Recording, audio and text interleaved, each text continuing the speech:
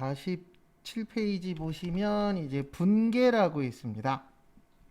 그래서 가장 중요한 것 중에 하나가 분계세요. 왜냐면 회계는 이렇게 되어 있거든요. 거래가 발생하면 그걸 보고 뭐예요? 분계를 합니다. 그 다음에 좀 이따 볼 건데 분계한 다음에 전기라는 거래요. 근데 요거는 이제 옛날 거라고 보시면 돼요. 전기는. 그래서 장부 작성하는 걸 전기라고 해요. 그래서 전자가 옮길 전자고 기자가 기록할 기자거든요. 그래서 옮겨서 기록을 하는데 요즘엔 이렇게 안 합니다. 요즘에는 거래가 발생하면 분계하고 요거를 이제 입력을 하죠. 어디에다가요? 프로그램에다가.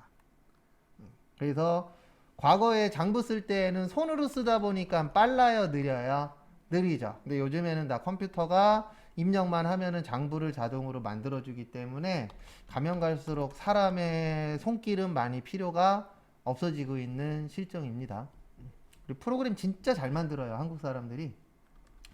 뭐 공무원 관련된 건 솔직히 모르겠고 일반 회사들 거 보면 진짜 프로그램 잘 만들잖아요. 대표적으로 저는 거의 안 쓰는데 집에서 외식 같은 거 할 때, 아니면 뭐 포장 같은 거 할 때, 배달 같은 거 할 때 보면은 앱으로 다 할 수 있어요, 없어요? 있죠. 그리고 이제 앞으로는 스마트폰이 세계를 지배하지 않을까. 스마트폰 하나만 있으면 이제 다 하는 시대가 올 거니까.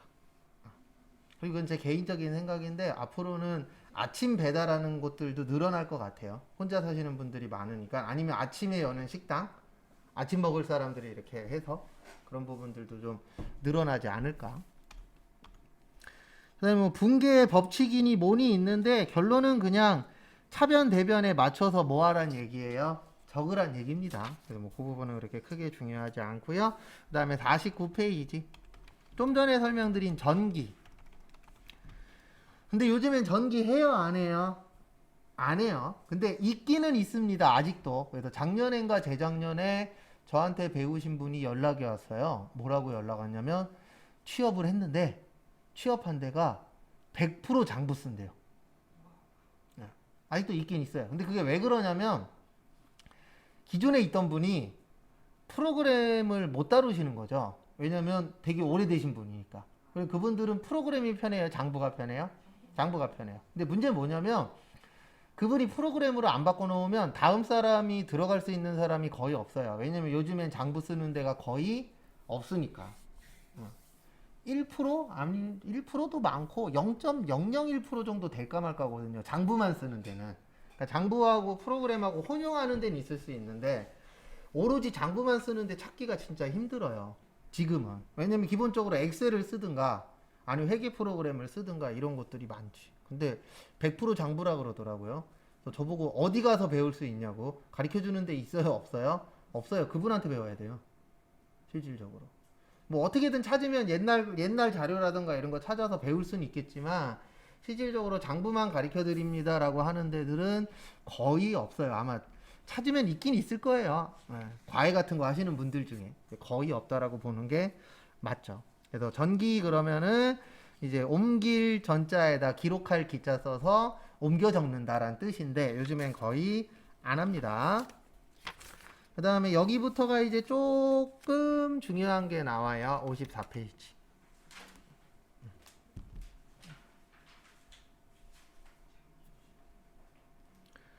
기업의 무슨 조직이요? 장부 조직. 그래서 우리가 장부가 필요해요? 필요 없어요? 필요하죠. 그래서 장부가 필요한데 장부는 크게 두 가지로 나누어져요. 몇 가지로 나누어진다고요? 두 가지. 하나는 뭐냐면 주요 장부, 일명 주요부. 그 다음에 보조부. 이렇게 두 가지로 나누는데요. 요즘에는 둘 다 컴퓨터가 다 해주긴 합니다. 그래서 다 해주긴 하니까 특별히 막 우리가 뭔가를 할 거는 많지는 않아요. 또 주요부에는 대표적으로 두 가지가 있어요. 하나는 분계장이라는 게 있고 총계정 원장이라고 있는데 이렇게 보시면 돼요. 분계장은 분계하는 곳이에요. 뭐 하는 곳이라고요? 분계. 총계정 원장은 전기하는 곳이에요. 아까 제가 요게 중요하다 그랬잖아요. 거래가 발생하면 분계하고 분계한 다음에 뭐 한다고요? 전기하고. 그래서 요게 중요하다. 그래서 무슨 부라 그래요? 주요부. 근데 참고로 지금 설명드리는 이거는 전산회계 2급에 나와요. 전산회계 1급에도 안 내요. 왜냐면 요즘에 장부 써요? 안 써요? 안 쓰죠. 그래서 장부 누가 다 만들어줘요? 컴퓨터가. 세무사 사무실 간다 그래서 거기 직원들이 만드는 거 아니잖아요. 프로그램이 다 해주지. 그 다음에 보조부는 말 그대로 뭐 하는 거예요? 요 주요부를 보조하는 겁니다. 그래서 대표적인 게 뭐 거래처 원장 이런 것들. 그래서 우리 어느 거래처에 얼마 중요하잖아요. 맞죠? 근데 그거는 이제 보조부로 들어가는데 뭐 요것도 그렇게 크게 저희 시험에 나오는 파트는 아니세요. 그 다음에 몇 페이지냐 왜 또 안 넘어가냐. 56페이지 여기부터가 이제 좀 시험하고 연관성이 좀 더 커지는 파트입니다. 그리고 제가 좀 빨리 나갈 거예요. 근데 왜 빨리 나가냐면 일단은 시험 날짜에 맞춰서 시험은 볼 수 있게끔 해야 되잖아요. 그래서 지금 시험이 몇 달 남았어요? 2달 남았어요. 6월 5일인가 그러니까 오늘이 4월 6일이니까 거의 2달 남았어요. 그러면 조금 빨리 나갈 거예요 아마. 왜냐면 원래 그거 아니어도 빨리빨리 나가긴 하는데 제 특징 중에 하나가 하나라도 더 하자라. 빨리 나가서. 그 다음에 거기 전표회계라고 있습니다. 무슨 회계요? 전표회계. 그래서 앞에 보시면은요. 왜 또 영어로 나오냐. 전표회계인데 우리나라는 3점표를 써요. 몇 점표 쓰신다고요? 3점표.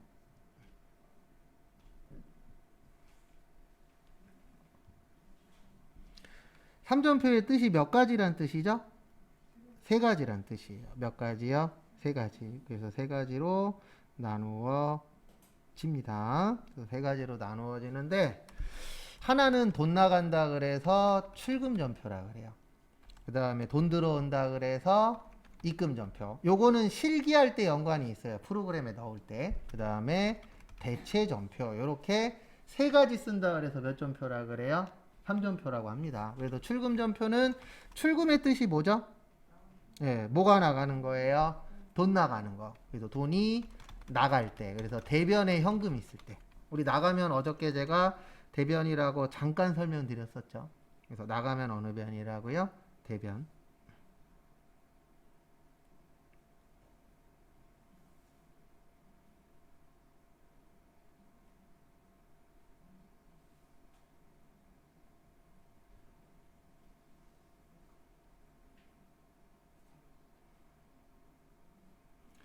그 다음에 입금전표는 돈이 들어올 때. 그래서 얘는 차변에 뭐가 있을 때요?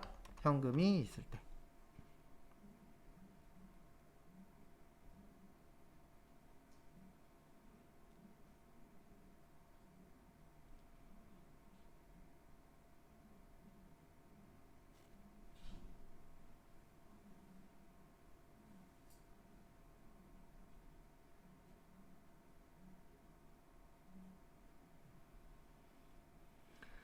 그 다음에 대체전표는 일부 현금이거나 현금이 없는 거래. 이렇게 이제 세 가지를 씁니다.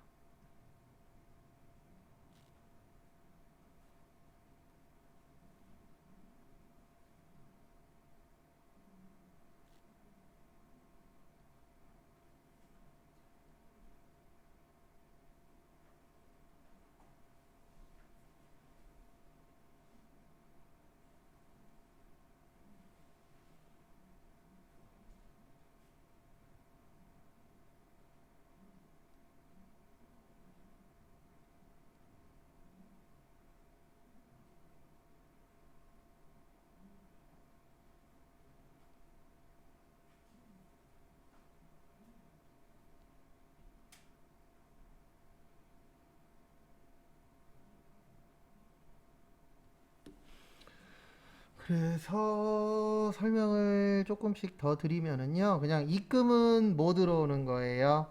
돈 들어오는 거. 출금은 돈 나가는 거. 그 다음에 대체는 우리가 무조건 현금을 주고받는 건 아니잖아요. 그래서 돈을 다 받을 수도 있고 못 받을 수도 있죠. 그래서 우리가 실질적으로는 요거 많이 씁니다. 무슨 전표요? 대체전표. 왜냐면 이렇게 생각하시면 돼요. 여러분들 물건 사실 때 현금 써요? 카드 써요? 카드 쓰죠. 그러면 대체전표예요. 왜요? 현금이 없으니까. 그리고 요즘 현금 거래 많이 해요? 적게 해요? 적게 해요. 거의 안 하시는 분들도 있고, 저 같은 경우에는 현금 들고 다니긴 하는데 그래도 카드를 훨씬 더 많이 쓰죠. 그래서 앞으로는 입금전표, 출금전표가 없어지는 날이 올 수도 있어요, 실제. 그래서 저기 스타벅스 이런 데 보면은 현금 없는 매장 있어요, 없어요? 있어요. 그래서 거기는 일반적으로 현금을 안 받으려고 그래요. 그래서 아예 들어가는 입구에 쓰여 있어요. 노캐시라고. 현금 안 받겠다고. 근데 어르신들이 들어가시면 현금 받아주긴 하는데 웬만하면 거의 안 받고 카드로 하시라고 합니다. 그런 데들이 이제 앞으로 뭐 할 거예요? 늘어날 거예요. 그 다음에 다음 거 보시면은요. 57페이지는 됐고 58페이지로 오세요.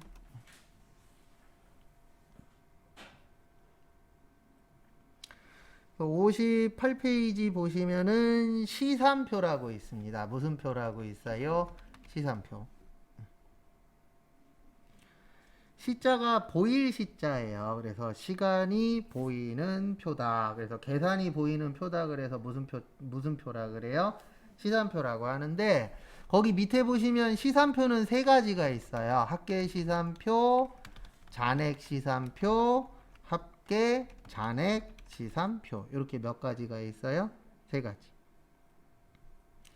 그럼 만약에 여러분들이라면 요 세 개 중에서 하나만 써야 돼. 그러면 뭐 쓸 거예요? 네, 합계 잔액 시산표를 쓰겠죠. 그래서 실무 가시면은 대부분 요거 씁니다. 뭐 써요? 합계 잔액 시산표. 근데 합계 잔액 시산표라고 하면 너무 길죠. 그래서 회사 가시면 뭐라고 불러요? 합잔이라 그래요. 뭐라 그래요? 합잔. 줄여서. 그래서 합잔 갖고 와. 그러면은 요거 뽑아다 주면 돼요. 뭐요? 합계 잔액 시산표. 우리가 회사 생활 잘하는 게 별거 없어요. 대부분 자기들만의 쓰는 용어들이 있어요, 없어요? 있죠. 그거를 빨리 내가 캐치해서 잘 빨리빨리 업무를 보는 것도 중요합니다. 근데 이제 저 같은 경우에는 어떤 경우도 있었냐면요. 제조회사 다닐 때 남자 직원들은 제조회사 다니면 사무실이라 해서 사무실 일만 하진 않아요. 네, 처음에 면접 볼 때 여자분들은 그런 경우가 거의 없는데 남자들은 제조회사 가시면 꼭 면접 볼 때 이 얘기를 해요. 사무실에 일이 없고 공장 바쁘면 내려가서 일할 수 있냐. 그럼 그때 뭐라 그래야 돼요? 아니요 그러면 안 뽑아주겠죠. 그래서 할 수 있습니다. 그러면 진짜 공장 가서 일하고 있거든요. 종종. 일을 하러 내려갔는데 뭐를 갖고 오래요. 근데 난 모르겠어. 예, 왜냐면 용어가 틀리니까 서로 쓰는 용어가. 그래서 나중에는 어떻게 했냐면은요. 스마트폰에다가 아예 사진을 찍었어요. 공구 박스를 아예 통으로. 그다음에 여기에서 찍어달라고. 찝어달라고. 어떤 건지. 왜냐면 뭐 갖고 와 그러면 못 알아들으니까 어차피 두 번 왔다 갔다 하는 것보다 사진에서 여기에서 뭐 갖고 가면 돼요. 그러면 그게 훨씬 더 어때요? 정확하죠. 그리고 참 이게 용어를 못 알아들으면 서로 불편해지거든요. 그래서 합계잔액 시산표라고 얘기하시는 분들도 계시지만 주로 뭐라 그래요? 합잔이라고 표현을 합니다. 그래서 그거 참고하시고요. 그 다음에 59페이지 시산표의 한 개에다가 별표 하나만 치세요. 요건 이론 시험으로 나오는데요. 이렇게 생각하시면 돼요.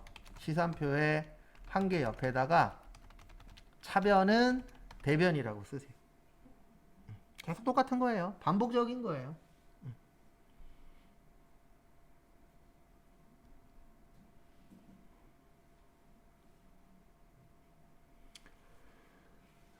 이게 뭐냐면 시산표가 해주는 거는 딱 하나밖에 없어요. 예. 시자가 보일 시자잖아요. 그래서 계산을 보여주는 건데 무슨 계산을 보여주는 거냐면 차변하고 대변은 어떻다? 같다. 근데 우리가 이럴 수도 있잖아요. 양쪽에 똑같은 걸 빼먹을 수도 있죠. 맞죠? 그 다음에 똑같은 걸 두 번 쓸 수도 있죠. 그 다음에 차대변을 반대로 쓸 수도 있죠. 그런 건 잡아요, 못 잡아요? 못 잡아요. 왜냐면 시산표가 해주는 역할은 딱 하나밖에 없어요. 차변과 대변은 어떻다? 같다. 근데 차대변의 금액이 틀려. 그러면 오류 뜹니다. 참고로 우리가 쓰는 프로그램들도요, 해주는 건 하나밖에 없어요. 차변하고 대변이 뭐예요? 틀려. 그때만 에러 뜨고 차대변 똑같으면 에러가 안 떠요. 왜냐면 그것까지 프로그램에서 잡지는 못해요. 왜냐면 아직은 그런 부분들은 누가 잡아야 되는 거예요? 사람이 잡습니다. 그래서 좀 슬픈 얘기지만 그런 거를 악용해서 이렇게 삥땅 치시는 분들이 있어요? 없어요? 있어요. 실제. 1년에 몇 번씩은 뉴스에 나와요. 최근에도 요번에는 아파트 쪽에 더 터지긴 했는데 아파트 경리분이 몇 년 동안 가져가셨대잖아요. 근데 잡았어요? 못 잡았어요? 못 잡았어. 근데 이거 못 잡은 이유는 여러 가지 있는데 그 중에 하나는 감사하시는 분들이 대충 하는 거죠. 왜냐면 그건 어쩔 수 없어요. 돈 주는 사람 잡으면 다음부터 그 사람들한테 돈 줘요? 안 줘요? 안 주죠. 그러니까 구조가 잘못됐어요. 우리나라는. 돈 주는 사람이, 일 시키는 사람이 돈 주면서 이거 잘 만들었나 못 만들었나 확인해봐. 그러면 못 만들었어도 잘 만들었다라고 얘기할 수밖에 없어요. 왜냐면 못 만들었다 그래서 진짜 이거 못 만들었으니까 다시 하세요 이러잖아요. 그러면 내년부터 그 사람은 굶어 죽어요. 진짜로. 대부분 누구한테 맡겨요? 나한테 유리하게 하는 사람. 이게 앞뒤가 바뀌었어요. 그럼 그 돈을 국가가 주는 거죠. 그 대신 잘못한 데는 회초리를 때려라. 맞죠? 잘한 데는 잘했다라고 뭐해라? 칭찬해라. 오히려 이렇게 가야지. 돈 주는 사람한테, 그러니까 일 시키는 사람이 나 잘했어 못했어 그러면 뭐라 그럴 거예요? 잘했다라고 할 수밖에 없죠. 왜요? 내년에 또 뭐 받아야 되니까? 돈 벌어야 되니까. 실제 그렇게 진행된대요. 왜냐면 간혹가다 수업하다 보면 아파트에서 일하시는 분도 올 때가 있어요. 뭐 관리소장님들이나 그분들도 어쨌든 회계를 해야 되니까. 그리고 대화하다 보면은 그런 얘기들 하시더라고요. 우리가 생각하는 것보다 아파트 내부는 더 엉망인 데들이 많다고. 이거는 특히 우리나라 사람들은 감투를 좋아해서 그래요. 무슨 뭐 동대표니, 뭐 부녀회장이니 이런 거 좋아하시는 분들이 있어요, 없어요? 있죠. 그게 문제예요. 우리나라 사람은 감투를 좋아해요. 근데 좋아할 수밖에 없는 게 감투를 쓰면 누군가가 굽신굽신 하잖아요. 나한테 잘 보이려고. 그래서 약간 그게 또 사회적인 문제 비슷하게 최근에도 어쨌든 아파트 관리비 삥땅 치신 분이 있었다 그러더라고요. 근데 매년 나와요. 격리 직원도 이렇게 돈 갖고 가신 분도 있고. 그래서 5년 전인가 6년 전인가 아마 보신 분도 계실 건데 저 그때 그거 보고 좀 슬펐는데 한 26살인가 27살 되는 그 여자분이셨는데 서울에서 이제 한 3억인가 한 1억인가 2억 정도? 한 2억 정도 되겠구나. 2억 정도 되는 돈을 이제 빼돌렸죠. 회사 돈을. 근데 그 돈 가지고 뭐 했냐면은 저기 아프리카 BJ들 별풍선 쏴주고 5천만 원어치 쌌대요. 별풍선으로. 그 다음에 걔가 돈 빌려달라 그래갖고 5천만 원 빌려주고. 근데 좀 특이 케이스였어요. 원래는 대부분 삥땅 치면은 자기 남자친구 맛있는 거 사주고 아니면 자기 여행 다니고 명품 사고 자동차 사고 거의 이러거든요. 근데 그분은 좀 특이 케이스였는데 왜 그랬냐 그랬더니 쓸쓸해서 지방에서 혼자 올라왔는데 만날 사람이 있어요? 없어요? 없어. 근데 저기 뭐냐 아프리카 BJ한테 이렇게 별풍선을 좀 쏴봤더니 어머 얘가 나를 위해서 이상한 행동도 하네. 그리고 막 이름 불러주고 그래서 거기에서 이제 내가 살아있다는 걸 느꼈대요. 그래갖고 회사 돈에다 이제 손을 대서 별풍선을 쏜 거죠. 별풍선을 쏜 게 잘했다는 얘기가 아닙니다. 언젠가는 뭐예요? 걸려요. 무조건 걸립니다. 둘 중에 하나예요. 회사가 망하든가 회사가 망하기 전에 걸리든가 둘 중에 하나예요. 대부분 삥땅 친 사람들 때문에 회사 망하는 경우들도 있어요. 왜냐면 삥땅을 뭐 한 1, 2천만 원 치는 게 아니라 거의 뉴스에 나오시는 분들은 억 단위로 하시는 분들이 뉴스에 나오기 때문에 돈 100만 원 이런 건 뉴스에도 못 나와요. 금액이 너무 뭐해서요? 적어서. 그래도 억 단위는 해야 뉴스에 나오더라고요. 아마 돈 100만 원 뭐 1, 2천 이렇게 치면은 더 많을 거예요. 실질적으로. 근데 그건 알고 계셔야 돼요. 언젠가는 걸린다라는 거. 그리고 남의 돈은 그냥 돌입니다. 돈이 아니고. 남의 돈 이렇게 하면 큰일 나요, 나중에. 근데 참 무서운 게 뭐냐면은요. 회계 업무 보다 보면은 보여요. 뭐가 보여요? 빼돌릴 수 있는 데가 보여요. 근데 보여도 하면 안 돼요. 그다음 68페이지.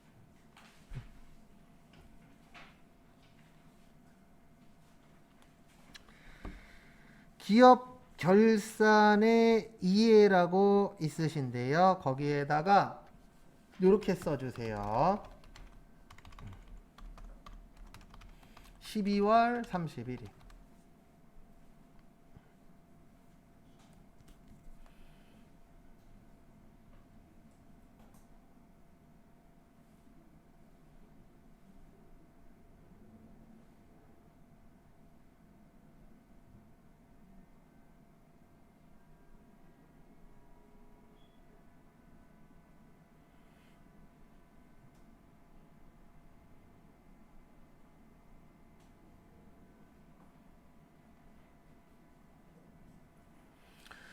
그래서 이 결산 그러면 몇 월 며칠 날 하는 거예요? 12월 31일 날 하는 겁니다. 몇 월 며칠 날 한다고요? 12월 31일 날 하는 거예요.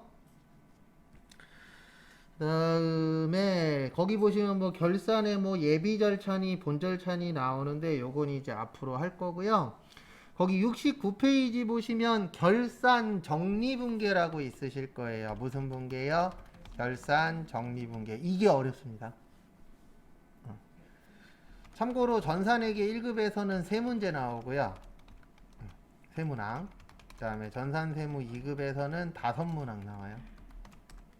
그래서 결산 못하면 합격하는데 영향이 생깁니다. 근데 난이도는 상급이에요. 쉬워요? 어려워요? 어려워요. 근데 왜 어렵냐면 뭐 하는 거예요? 정리하는 거예요. 우리 정리하는 거 행복해요? 슬퍼요? 슬프잖아요. 하기도 싫고. 맞죠? 그래서 결산정리분계도 하기 싫을 거예요. 왜요? 어려우니까. 근데 이건 있습니다. 이거 어저께도 잠깐 설명드렸지만 요거 할 줄 알면 내 월급은 어떻게 된다고요? 올라갑니다. 제가 장담하는데. 근데 왜 올라가요? 올라가는 이유는 하나예요. 할 줄 아는 사람이 많아요? 못하는 사람이 더 많아요? 못하는 사람이 더 많아요. 그래서 돈 버는 방법은 하나밖에 없어요.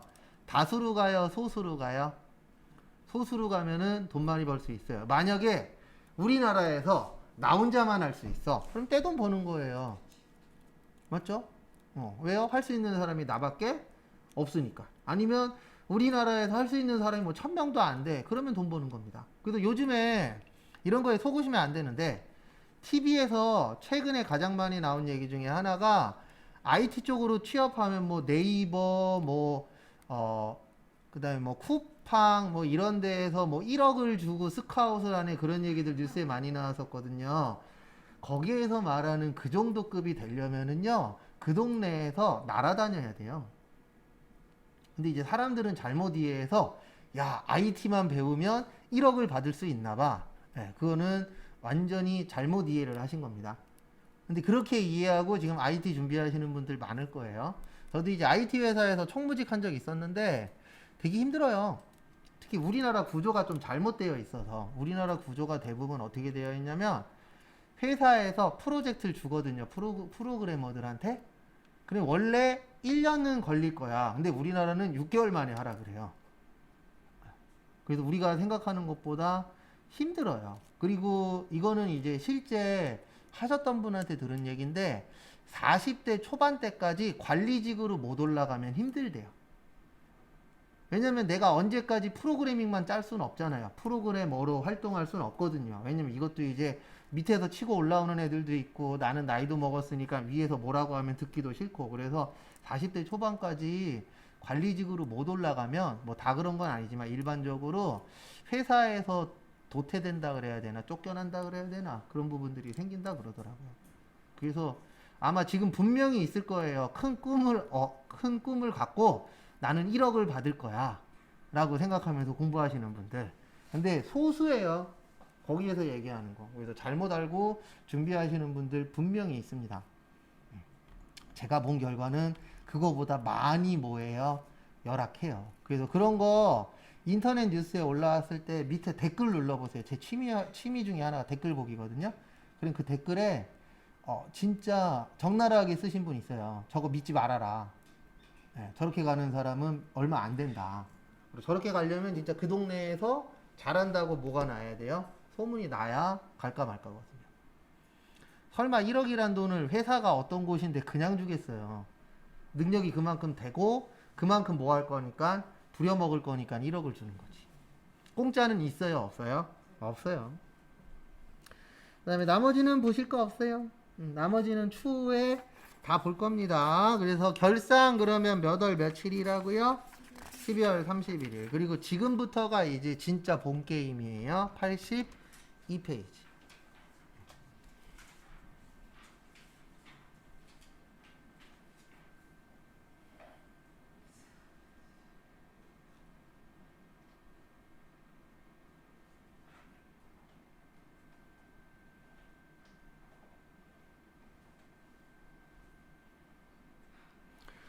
그래서 82페이지 보시면 거래 기장인데요. 그러면 이제 지금부터가 시작입니다. 그래서 제일 먼저 배울 게 자산 파트예요. 무슨 파트라고요? 자산 파트. 그래서 설명을 조금 더 드리면은요.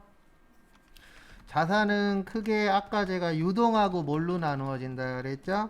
비유동. 요렇게 두 가지로 나누어집니다. 몇 가지로 나누어진다고요? 두 가지. 그 다음에 유동은 또 두 가지로 나누어져요. 당좌자산하고 재고자산. 유동과 비유동으로 나누는 기준은 1년 기준이에요. 몇 년 기준이라고요? 1년 기준. 그 다음에 당좌자산, 재고자산은 판매 기준이에요.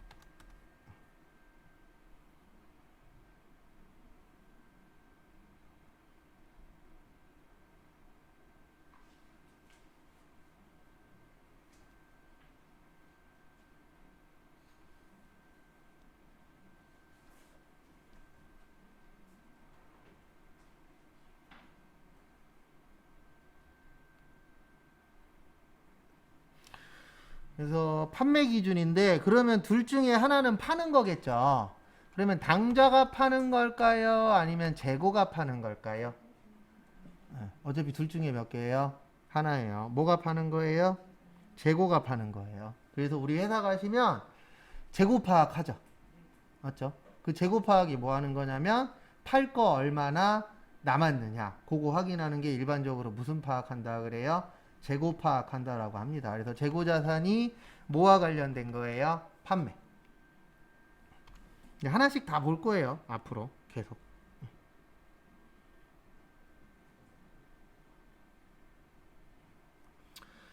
그 다음에 비유동은 또 네 가지로 나누어져요. 투자자산, 유형자산, 무형자산, 기타, 비유동, 자산. 이렇게 나누어집니다.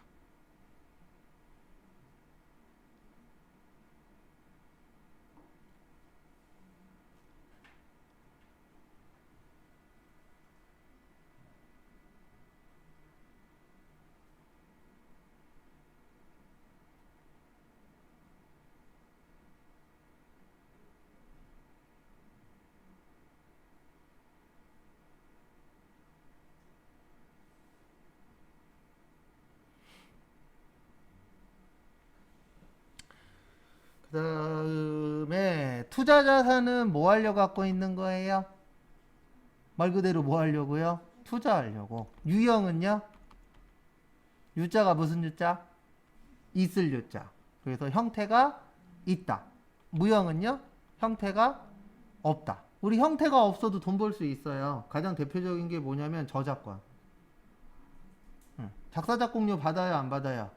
받죠. 근데 그 형태가 없죠. 근데 돈 벌 수 있어요. 그래서 모든 음악인들이 작사작곡 하고 싶어 하잖아요. 좋은 노래만 하나만 만들어도 한 70년 동안 먹고 사는데 지장이 없거든요. 그래서 뭐 요즘에는 노래방 가기가 힘들지만 다시 이제 노래방 가게 되면은 이제 다시 많은 가수들이 나오겠죠. 요즘에는 그렇게 가수들이 많이 데뷔는 안 하잖아요. 과거보다는. 왜요? 코로나 때문에 일단 가서 노래도 불러줘야 되거든요. 그래서 제가 알기로는 저기까지 불러야 작사, 작곡료가 들어간대요. 이건 TV에서 봤는데 2절 있죠? 2절 한마디는 부르셔야 작사, 작곡료가 들어간대요. 1절만 부르고 간주해서 끊으면은 작사, 작곡료 안 들어간대요. 이거 이상민 씨가 얘기했어요. 예, 자기 노래를 TV에서 나와서 불렀는데 간주 점프 하더니 2절에 한마디 부르고 끄더라고요. 그래서 옆에 있는 사람이 왜 2절 한마디 부르고 끄냐 그랬더니 작사 작곡료를 받으려면은 2절까지는 초반까진 불러야 된다 그 얘기 하더라고요. 그러니까 우리가 모르는 것들이 많아요, 적어요? 많아요.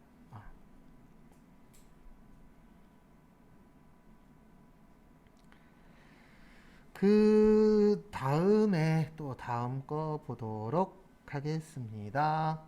그 다음에 지금부터는 여기부터 볼 거예요. 당좌 자산부터. 무슨 자산부터요? 당좌 자산부터 하나하나씩 보도록 하겠습니다.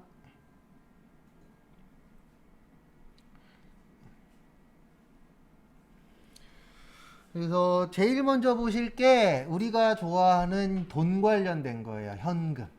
뭐 관련된 거예요? 현금. 그래서 현금 및 현금성 자산이라고 있습니다. 뭐라고 있어요? 현금 및 현금성 자산. 참고로 내일 쪽지 시험 볼 것 중에 하나입니다. 그러니까 대부분 쪽지 시험 본다 그러면은 그냥 저거라고 생각하시면 돼요. 뭐라고 생각하시면 되냐면 종류. 요건 종류예요. 그래서 이렇게 되어 있습니다. 통화 및 통화 대용 증권. 그 다음에 요구 불 예금. 당좌 예금하고 무슨 예금이요? 보통 예금. 그 다음에 마지막으로 현금성 자산 취득 당시 만기가 3개월.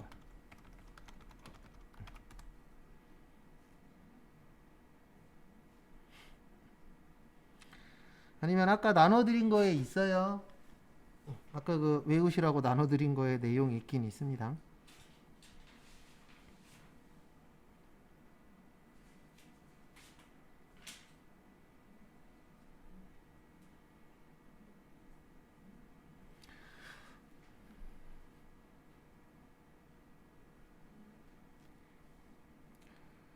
그 다음에 다음 거 또 보시면은요.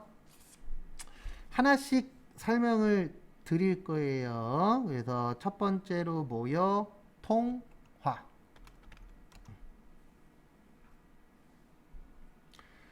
그래서 통화는 두 가지 이야기해요. 주화하고 지폐. 우리나라 현재 주화 얼마부터 얼마까지 있죠? 10원부터 500원까지 있죠. 그 다음에 지폐는 1000원부터 얼마까지 있어요? 5만원까지. 참고로 10원짜리는 열심히 없앨 예정입니다. 국가에서. 왜요? 10원짜리 하나 만드는데 30원 든대요. 그래서 배보다 배꼽이 더 커요. 그래서 10원짜리는 없앨 예정이고, 물가가 계속 올라가면은 새로운 지폐가 하나 생길 겁니다. 얼마짜리요? 10만원짜리. 근데 저는 솔직히 10만원짜리 만드는 거에 반대하는 사람 중에 한 명이에요. 왜냐면 최근에도 뉴스에 나왔는데 현재 5만원짜리 있죠? 5만원짜리가 유통이 안 되고 있대요. 누군가의 집에 있는 금고에 쌓여 있대요. 근데 이게 왜 유통이 안 되냐면은 과거에는 만원짜리였잖아요. 그럼 뇌물 주려면은 5만원 만들려면 그 만원짜리가 5장 필요했잖아요. 근데 지금은 5만원짜리 몇 장이면 돼요? 한 장이면 되죠. 그래도 누군가의 금고에 쌓여 있대요, 현재. 유통되는 게 그렇게 아주 많진 않다 그러더라고요. 한 50% 전후 정도는 유통이 되고 50% 정도는 누군가의 집에 있대요. 아마 비자금이나 뭐 그런 걸로 쓰려고 빼놓은 거겠죠. 아니면 이제 좀 안 좋은 곳에 쓰려고. 그래서 어쨌든 저는 10만 원짜리 나오는 거 반대. 근데 솔직히 유통되는 것 때문에 반대하는 게 아니고요. 5만 원짜리 생기고 나서 좋은 일이나 안 좋은 일 있을 때마다 얼마씩은 내죠? 5만 원씩은 내죠. 그럼 10만 원짜리 생기면 얼마로 바뀔 거예요? 10만 원으로 바뀔 확률도 있어요, 없어요? 있죠. 그래서 반대하는 거예요. 경조사비도 만만치 않잖아요. 몰리면. 그 다음에 통화대용증권. 요거는 교재에 잘 나와 있는데요. 돈 대신 쓸 수 있는 종이를 통화대용증권이라고 표현을 합니다. 뭐 대신 쓸 수 있는 거요? 돈 대신 쓸 수 있는 거.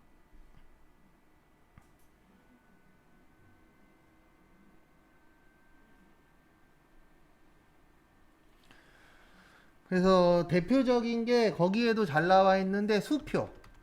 근데 누가 발행한 수표요? 남이 발행한 수표.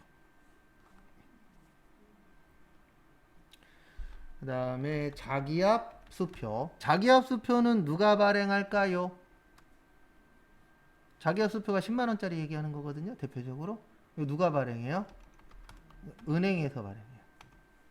그래서 자기압 수표는 보시면 무슨 은행, 무슨 지점장 이렇게 써 있어요. 아래쪽에. 그래서 결론은 내가 발행하는 거예요? 남이 발행하는 거예요? 남이 발행하는 거예요. 자기압 수표도. 그 다음에 가계수표. 요거는 용어는 있는데 지금은 거의 없어진 수표예요. 이건 개인이 발행하는 수표예요. 이게 언제까지는 유행했었냐면 여기에서 아마 모르시는 분들도 많으실 건데 IMF 전까지는 이 가계수표가 되게 유행이었어요. 근데 왜 그랬냐면 그 당시에 한 5억만 있으면은요 일할 필요 없었어요. 왜냐면 그 당시에 이자율이 거의 20%였거든요.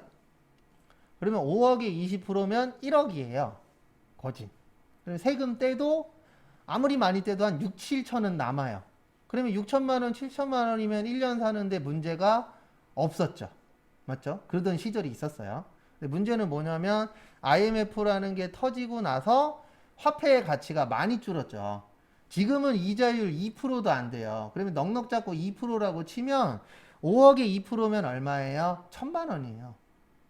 1,000만 원 갖고 1년 살 수 있어요? 없어요? 없어요. 그래서 그만큼 화폐 가치가 어떻게 됐어요? 떨어지기는 했습니다. 그래서 이제 가계수표가 없어진 이유가 뭐냐면은 우리나라 사람들 나쁜 건 되게 잘하잖아요. IMF 터지고 나서 어떤 사람들이 있었냐면 통장에 돈이 없는데 수표 발행을 막 하는 거예요. 술 먹고 수표 발행하고 그러면 술집 주인은 그거 들고 그 다음날 가서 은행 가갖고 돈 주세요. 그러면 은행에서 뭐라 그래요? 돈 없어요. 이랬죠. 네, 그래서 일명 개인 부도라는 게 많이 났어요. 그래서 지금은 용어는 있지만 실질적으로 은행에서 안 해줍니다. 왜 안 해주냐면은 한국 사람을 어떻게 믿어요? 저도 한국 사람이긴 하지만 전 세계에서 믿으면 안 되는 대표적인 사람이 두 군데 있잖아요. 중국 사람하고 어느 나라 사람이요? 한국 사람. 저도 한국 사람이지만 쪽팔려요, 솔직히. 그래서 본 적은 없지만 뉴스에는 나왔잖아요. 태국 이런 데 가면은요, 일부 식당에서 두 나라 사람 들어오지 말라고 바깥에다 붙여놨대요. 중국 사람하고 어디 사람이요? 한국 사람. 중국 사람은 시끄럽고 좀 이렇게 깨끗하게 먹지 않고 그래서 오지 말라고 하는 거고, 한국 사람은 노쇼가 많대요. 노쇼가. 예약해놓고 안 나타나요. 네. 이런 것들이 비일비재하다 보니까. 그래서 우리나라도 한참 노쇼 때문에 난리였었잖아요. 아마 코로나 끝나고 나면은 또 이슈화 될 거예요. 그래서 노쇼 때문에 난리여서 좀 비싼 데들은 가려면 뭐 10,000원이나 20,000원 이렇게 예약금 걸어야만 예약되는 데들도 실제 있죠. 하도 노쇼들을 많이 하니까. 그래서 실제 뭐 뉴스에 나온 거 보면은 50인분 오늘 갈게요 그래 놓고선 1시간 전이나 한 30분 전에 딴 데 갈 거예요 이래 갖고 어마무시하게 뭐 재료비를 날렸다 이런 것들도 TV에 여러 번 나왔었죠. 그래서 저도 한국 사람이지만 제일 믿으면 안 되는 나라 중에 하나가 한국인이에요. 뒤통수 치는 데는 아주 그냥 제대로 치시잖아요. 근데 다행인 게 착한 사람이 더 많으니까. 그런 사람들도 있지만. 근데 진짜 머리는 좋은 것 같아요, 한국 사람들이. 뭐 하나 만들어 놓으면 빨리빨리 하잖아요. 그 다음에 요거는 아직도 씁니다. 여행자 수표. 요거는 뭐 갈 때 쓰시는 거예요? 여행 갈 때. 그래서 외국인들이 사랑하는 나라 중에 하나가 대한민국이래잖아요. 왜요? 현찰 많이 들고 다녀서. 그래서 실제 2년 전인가 3년 전에 그 누구였더라? 어쨌든 유명한 연예인이었었는데 저기 로마인가 갔대요. 이탈리아. 예, 갔다가 저기 뭐지? 가방 다 잊어먹었대잖아요. 잊어먹은 게 아니고 다 훔쳐가셨대요. 근데 원래 유럽 가면은 조심하라 그래요. 우리가 일반적으로 생각했을 때는 선진국이니까 소매치기나 이런 게 덜 있겠지라고 생각하는데 오히려 더 많다 그러더라고요. 그리고 잘생긴 유럽 사람들 쳐다보다가 가방 잊어먹는 건 비일비재래요. 그래서 유럽 관련된 거 블로그나 이런 거 찾아보시면 그 도난 관련된 거 꼭 있어요. 그만큼 이제 도난될 확률이 높다라고 하더라고요. 그래서 요거 쓰시는 분도 있어요. 여행 갈 때 뭘로 갖고 가는 거예요? 수표로. 아니면 카드만 들고 다니시는 분들도 존재하고. 근데 어쨌든 아직은 다른 나라에 비해서 뭐가 더 많아요? 현금 들고 다니는 게 더 많아요. 저도 외국 여행 가면 솔직히 현금을 더 많이 들고 다니긴 합니다. 그 다음에 송금수표. 요건 없어졌어요. 이건 뭐냐면 지금은 은행에서 돈 붙이기 쉽죠. 핸드폰으로도 붙일 수 있고 컴퓨터도 되고 기기에서도 되는데 과거에는 어떻게 보냈냐면 이렇게 보냈대요. 은행에 가서 돈을 입금을 해요. 그리고 입금증을 받아갖고 우체국 가서 우표로 보내요. 그러면 상대방이 그 우표를 받아서 그 안에 있는 송금수표를 가지고 은행 가서 뭐해요? 교환했었어요. 이건 통신이 안 좋았을 때. 예, 그래서 지금은 써요? 안 써요? 안 써요. 듣기만 해도 갑갑하죠. 지금은 그냥 탁 쏘면 바로 뽑을 수 있잖아요. 과거보다는. 그 다음에 우편한 증서. 이건 뭐냐면 우편물로 날라오는 증서예요. 그래서 이거 들고 가면은 뭐하고 바꿔줘요? 돈하고 바꿔주는 종이라고 봐주시면 됩니다. 그 다음에 국고송금 통지서. 이건 국가가 보내주는 거예요. 국가가 얼마 갖고 있으니까 이거 통지서 들고 가까운 은행이나 농협 가서 뭐 하세요? 교환하세요. 이런 경우들도 실제 있어요? 없어요? 있어요. 그래서 저도 이 국고송금 통지서로 그때는 뭐 환급이긴 했었는데 회사 다닐 때 부가가치세 1억 정도 환급받은 적이 있었어요. 그래서 우체국 갔는데 문제는 뭐였었냐면 우리 회사가 우체국 통장이 없었어요. 그래갖고 1억 정도 되는 돈을 007 가방에다 넣어갖고 올 거냐 아니면 계좌이체를 할 거냐. 그 계좌이체를 했는데 수수료가 70만 원인가 나왔어요. 참고로 기계에서 하는 거 수수료는 싼데 거기 창구 가갖고 계좌이체하면 수수료 대빵 비싸요. 그때 70만 원인가 50만 원인가 줬었던 것 같아요. 수수료만. 근데 어떡하겠어요? 들고 가다 제가 도망갈 수도 있어요? 없어요? 있죠. 그리고 사장님이 그거 그냥 계좌로 쏘라고. 알았다. 그 다음에 대체저금 환급증서도 있고, 그 다음에 만기도래 공사채 이자표라고 있어요. 요거는 뭐냐면, 앞으로 이제 몇 번 더 설명드릴 건데, 공공기관에서 돈 빌리는 걸 공채라 그래요. 뭐라 그런다고요? 공채. 그 다음에 회사에서 돈 빌리는 걸 뭐라 그래요? 사채. 그리고 앞으로 공부할 때 사채 나오거든요. 그러면 이건 개인 사채가 아니고 회사채예요. 무슨 채라고요? 회사채. 뭐 러시앤 캐시, 미즈 사랑 요런 거는 이제 일반적으로 사채 쪽인데 우리가 일반적으로 얘기하는 거 돈 빌리는데 근데 이거 말고 우리가 얘기하는 사채는 누가 돈 빌리는 거라고요? 은행이. 그러면 우리가 돈 빌리면 뭐 줘야 되죠? 이자 줘야죠. 맞죠? 그래서 요 이자표가 뭐 주겠다는 표예요? 돈 빌렸으니까 이자 줄게. 그러면 이거 들고 가면 뭐하고 바꿀 수 있어요? 돈하고 바꿀 수 있어요. 그 다음에 배당금 통지서.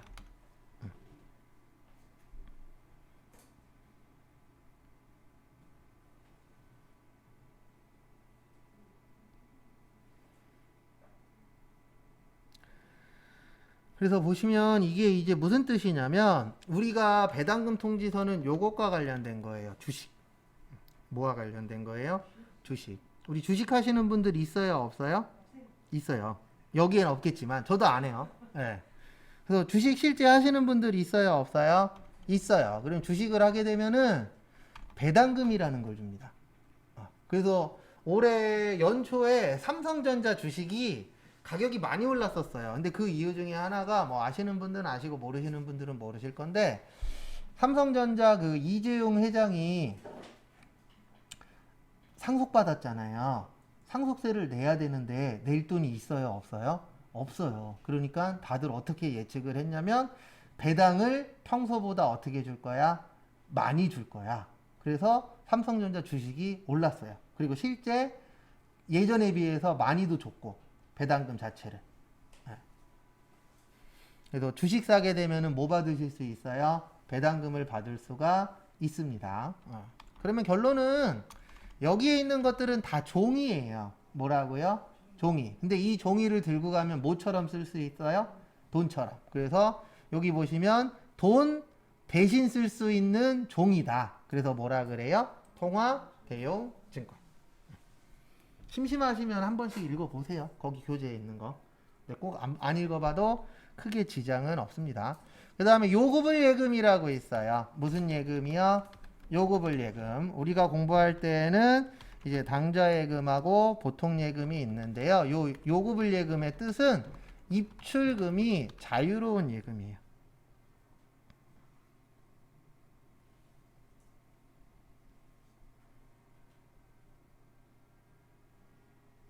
뭐가 자유롭다고요? 입출금이 자유로운 예금을 요구불 예금이라고 표현을 합니다.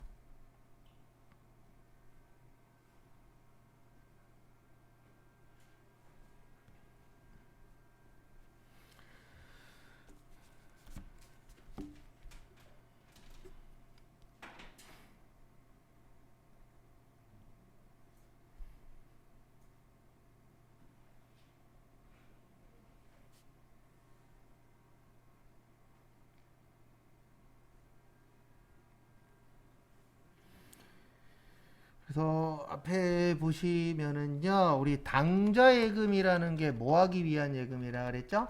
수표 발행하기 위한 예금이 당좌 예금이었고, 그냥 보통 예금은 그냥 뭐 하기 위한 거예요? 입출금. 그래서 우리가 일반적으로 은행 가서 통장 만들어 주세요. 그러면 요거 만들어줘요. 무슨 예금이요? 보통 예금. 그러면 입금하기 쉽죠? 출금하기도 쉬워요. 요런 거를 무슨 예금이라 그래요? 요구 불예금이라고 표현을 합니다. 그러면 우리가 통장에서 꺼내 쓰기가 쉽다는 얘기는 현금처럼 쓸 수 있다라고 보는 거예요. 근데 이제 시험 문제는 요게 제일 많이 나와요. 현금성 자산. 현금성 자산의 뜻은 현금처럼 쓸 수 있는 자산이에요. 요거는 여기 적어드린 것처럼 취득 당시 만기가 몇 개월이요? 3개월. 그러면 우리 3개월이면 대략 90일 정도 됩니다. 며칠 정도 돼요? 90일. 그러면은 생각을 한번 해보세요. 회사 입장에서, 누구 입장에서요? 회사 입장에서 90일은 많이 긴 걸까요? 짧은 걸까요? 길지는 않은 거죠. 회사 입장에서 봤을 때는. 왜냐면 회사는 계속 사업을 할 거잖아요. 맞죠? 그러면 회사 입장에서 봤을 때는 3개월 안에다. 그러면 길다, 짧다? 짧다. 짧으니까 뭐처럼 쓸 수 있는 돈이다?